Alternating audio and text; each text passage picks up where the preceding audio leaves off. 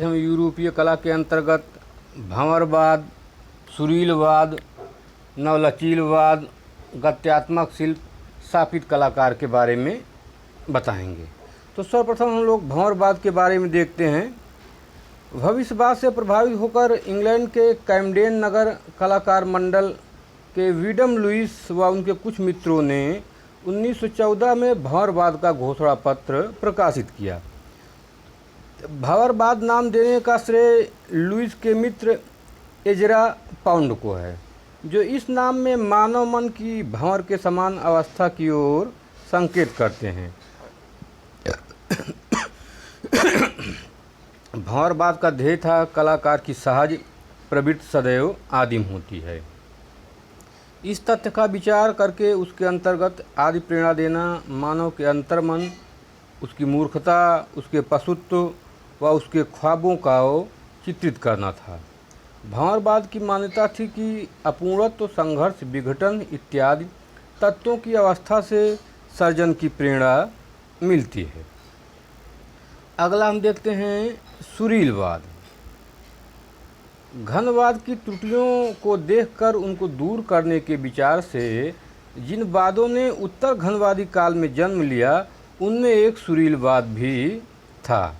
उसके प्रेरणता थे रॉबर्ट डोलेन व उनके अनुयायियों में कुफका, मॉर्गन रसेल, मैकडोनाल्ड रसेल आदि चित्रकार थे। सुरीलवाद का उदय 1912 में हुआ। अब अगला हम देखते हैं नवलचीलवाद। हॉलैंड में 1917 से पियाट मोंद्रियान व थियोडोर वान डोसबुर्ग की डे स्टाइल नामक पत्रिका के प्रकाशन के साथ ही एक नए कला आंदोलन नवलचीलवाद का आरंभ हुआ। चित्रकला व मूर्तिकला का वास्तुकला व औद्योगिक कला से संपर्क स्थापित करके सबका समन्वित रूप विकास करना डे स्टाइल का ध्येय था। अपने ध्येय की प्राप्ति के लिए आकारों में ज्यामितीय सरलीकरण को उन्होंने अनिवार्य माना एवं औद्योगिकी कला व वास्तुकला में कार्यात्मकता व स्पष्टता के गुणों को सफलता के लिए आवश्यक गुण माना। मोंद्रियान सदैव समकोण में मिलने वाली खड़ी व आड़ी रेखाओं का प्रयोग करते व रंगों को तेज व वर्णहीन वर्गों में विभाजित करके उनका विरोधी रूप में प्रयोग करते। 1921 से डे स्टाइल मंडल के वास्तुकार ने अपने सिद्धांतों को भवन निर्माण में प्रत्यक्षित करना शुरू किया, जिससे आधुनिक वास्तुकला का रूप ही बदल गया। अगला हम देखते हैं गत्यात्मक शिल्प। शिल्प को नृत्य के समान प्रत्यक्ष गतिमान बनाकर दर्शक को बदलते हुए रूपों से मुग्ध करने के विचार से प्रेरित आधुनिक कलाकारों के प्रयत्न के फलस्वरूप गत्यात्मक शिल्प का जन्म हुआ।